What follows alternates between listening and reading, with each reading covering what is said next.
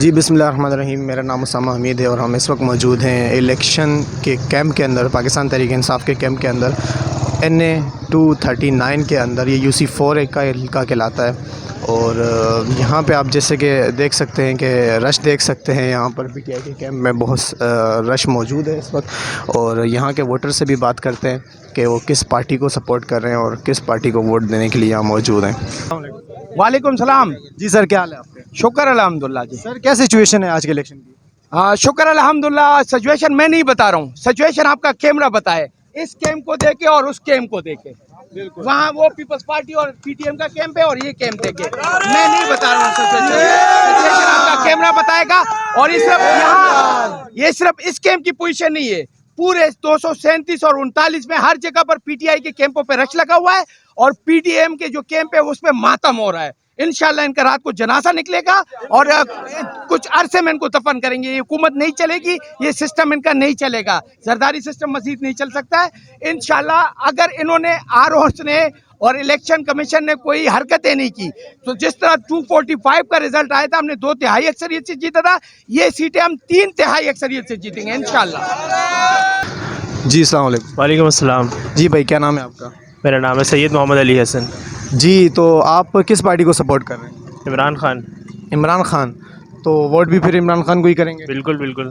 تو اس کی کیا وجہ ہے کہ آپ عمران خان کو کر رہے ہیں ووٹ؟ اور مطلب کہ دوسری پارٹیاں بھی ہیں، PDM کی پوری جماعتیں یہاں سے الیکشن لڑ رہی ہیں آلموسٹ. اصل میں دیکھیں بات ساری یہ ہے کہ ویسے تو یہ علاقہ ہمارا MQM کا گڑھ ہے، یہاں سے کیا کہتے ہیں MQM کھڑی ہوئی تھی، لیکن چونکہ پچھلے اتنے سالوں کے اندر 35 سالوں کے اندر لوگ بہت زیادہ مایوس ہو چکے ہیں ان سے، اور لیڈرشپ سے ایکچولی بہت زیادہ مایوس ہے. اور عمران خان کو سپورٹ کرنے کی سب سے بڑی میری وجہ یہ ہے کہ ایک ایماندار ہے، خوددار ہے، دیانتدار ہے.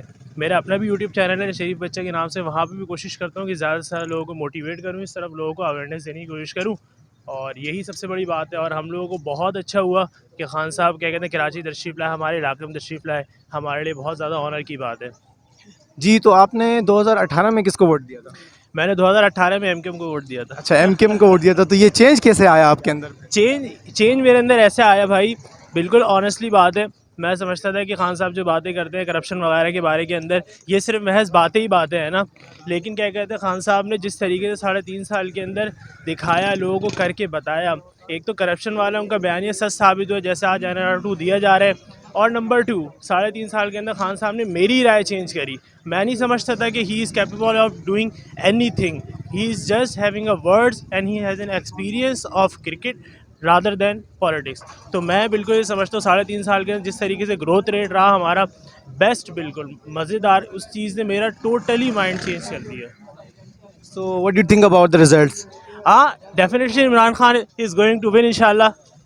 اچھا، تو ہمارے یہ بھائی نے عمران خان کے حق میں ووٹ دے دیے اور یہ مانتے ہیں کہ عمران خان یہاں سے جیتے گا.